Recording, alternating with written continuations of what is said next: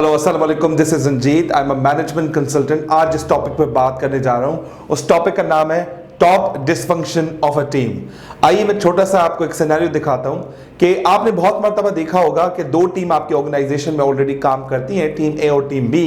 तो कभी कभी ऐसा आपको फीलर आने लगता है कि टीम ए बहुत अच्छा परफॉर्म कर रही है लेकिन टीम बी इतना अच्छा परफॉर्म नहीं कर रही। या तो उनकी परफॉर्मेंस का इशू है या फिर उनकी बिहेवियर का इशू है, कुछ तो ऐसा मसला है, वो टीम बी परफॉर्म नहीं कर रही। एक ही organization, same situation, same condition, same circumstances, फिर टीम बी परफॉर्म नहीं कर पाती। फिर कुछ ही अरसे में कंपनी ये रियलाइज करती है शायद उनका मैनेजर अच्छा नहीं है, उसके मैनेजर को रिप्लेस कर देती है और दूसरा मैनेजर उनको मसलत कर देती है। जब उसकी परफॉर्मेंस दोबारा रिव्यू की जाती है तो अचानक से वो टीम दोबारा परफॉर्म करना शुरू हो जाती है। ऐसे वक्तों में कभी कभी देखा गया है कि जो टीम ए पहले परफॉर्म कर रही थी और टीम बी परफॉर्म नहीं कर रही थी, लेकिन मैनेजर के बदलने के बाद टीम बी टीम ए को क्रॉस कर जाती है, बहुत जबरदस्त किस्म का परफॉर्म करती है। तो मैनेजमेंट आगे कहती है कि yes we have taken amazing decision, previously manager was not rightly placed for that team. लेकिन लोगों में जो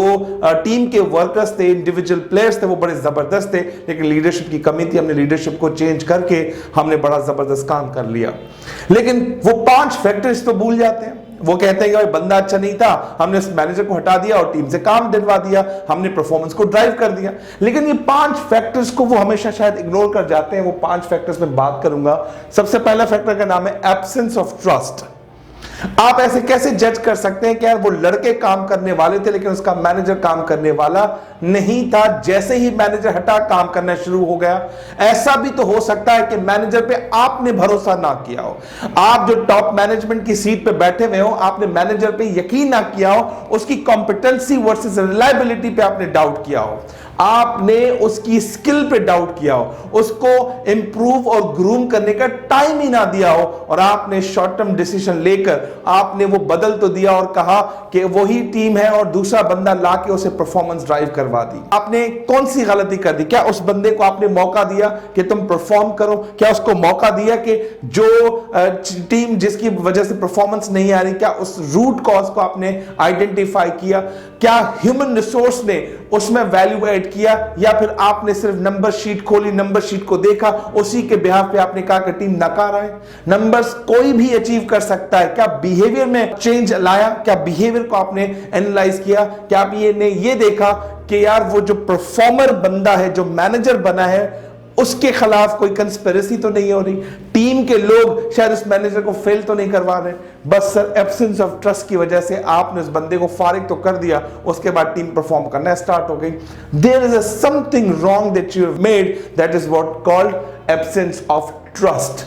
आप उसकी कॉम्पिटेंसी को सही तरीके से जज नहीं कर पाए, आपने उसके रिलायबिलिटी को आप उसको नहीं निकाल पाए।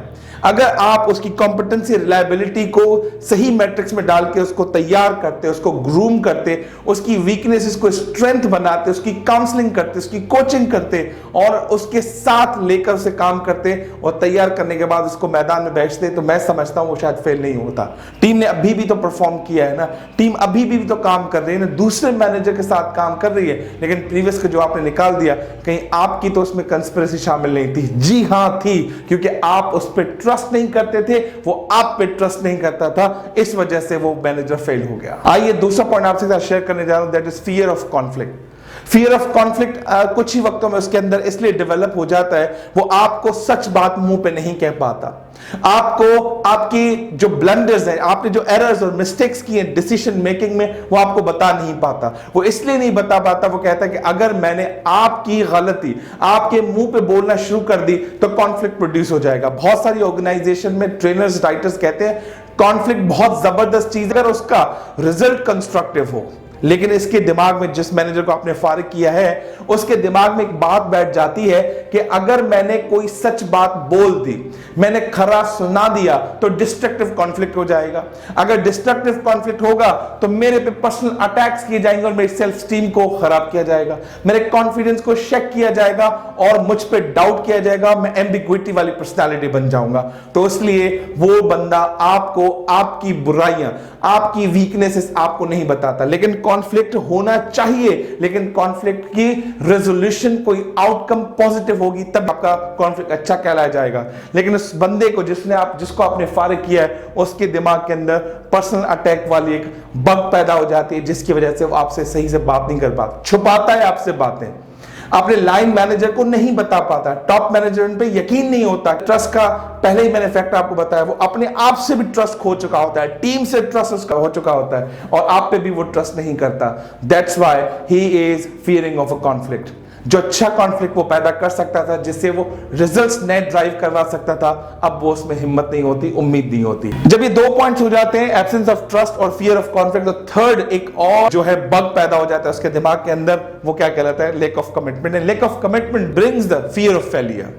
पता है वो क्या होता है? दो तरह की चीजें इंसान की आमरा की लाइफ में होती है, प्रॉमिस, दूसरा होता है कमिटमेंट। प्रॉमिस लीगली बाउंड होता है कि मैं किसी के लिए काम करूंगा तो वो लीगल, उसके अंदर ऑब्लिगेशंस होती है, इन्फोर्सेबिलिटी लीगल बन जाती है।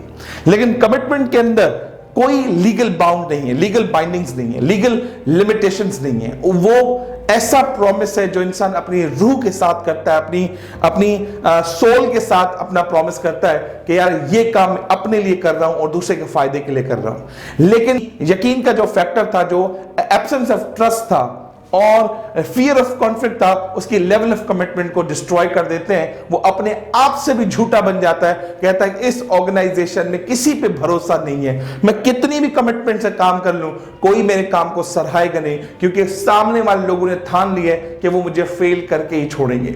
वो लेवल ऑफ कमिटमेंट जिस दिन डाउन हो जाता है तो फोर्थ लेवल डेवलप हो जाता है, अवॉइडेंस ऑफ अकाउंटेबिलिटी। कोई मेरे अच्छे काम को तवज्जो नहीं दे रहा, मैं क्या कर रहा हूं, मैं कहां से चल रहा हूं, कितनी ट्रेवलिंग कर रहा हूं, कहां किस किस बंदे से जाकर मिल रहा हूं, किस किस को डेवलप कर रहा हूं, टीम को कितना समझाने की कोशिश कर रहा हूं, लेकिन मेरी अकाउंटेबिलिटी प्रॉपर नहीं हो रही। Everyone has started avoid me, everybody started doubting on me, और मेरी अकाउंटेबिलिटी लेवल खत्म हो जाती है। लोग मुझ पे शक करना शुरू कर देते हैं और मेरे दिमाग में ये बैठा होता है कि मैं काम तो सही कर रहा हूं, लेकिन सामने वाले की नजर में चोर बन चुका हूं। उसी मैनेजर की बात कर रहा हूं जिसको आप निकाल देते हैं। उसके अंदर ये होता है कि यार it is a better perform, अगर मैं परफॉर्मेंस नीचे दर्जे वाली दूंगा वही बेहतर है, अगर मैं अच्छा काम करने की कोशिश करूंगा, लोगों की नजरों में आऊंगा लेकिन गलत, क्योंकि किसी न किसी मेरे सीनियर को ये बात से डर लगना शुरू हो जाता है, ये कल का बच्चा इतना अच्छा परफॉर्म कैसे कर रहा है। वो सीनियर ही है जिसको ये डर होता है कि ये मुझसे आगे निकल गया तो मेरा क्या होगा। उसको अपनी सीट की, अपनी पोजीशन की परवाह होती है, वो इसलिए ऐसा कंपनी के अंदर माहौल क्रिएट कर देता है और टॉप मैनेजमेंट के अंदर आपका मैसेज लैंड कर देता है। लेकिन यकीन मानिए टॉप मैनेजमेंट का बंदा भी कहीं ना कहीं, कभी ना कभी नीचे लेवल से आया है। आप उसे झूठ तो बोल सकते हैं लेकिन कभी धोखा नहीं दे सकते। यकीन मानिए आज वो लड़का चल गया लेकिन आपका विराज कभी ना कभी फाश हो जाएगा। So now the last point that is called inattention to the results, stay ahead of the competition. जब इस तरह के मामला क्रिएट हो जाते हैं, उस बंदे के दिमाग में होता है कि भाई कौन दुनिया में क्या करता है, मेरा किसी से ताल्लुक नहीं है। उसके रिलेशनशिप अपनी टीम से खराब हो जाता है, उसका रिलेशनशिप अपने बॉसेस के साथ खराब हो जाता है, उसका रिलेशनशिप जो ऑफिस के बाकी अदर फंक्शंस हैं, दूसरे डिपार्टमेंट है, उसके साथ रिलेशनशिप खराब हो जाता है। लेकिन नहीं होता तो किसके साथ खराब? टॉप मैनेजमेंट के साथ, क्योंकि उनको पता है कि लड़का परफॉर्मर, लेकिन वो अंधे इसलिए हो जाते हैं क्योंकि सारा फंक्शन इकट्ठा हुआ हुआ लड़का सर अलग खड़ा हुआ है, लेकिन सब उस पर जब इल्जामात लगाते हैं तो वो हिम्मत हार के आपको छोड़ के जाता है, आपको कहता है कि आप मुझे फारिग कर दें। So these kind of things are the basic symbols of what top dysfunctions of team। आज एक बंदा चला गया, कल दूसरा टॉप परफॉर्मर रेडी है आपकी इस ऑर्गेनाइजेशन को छोड़ने के लिए।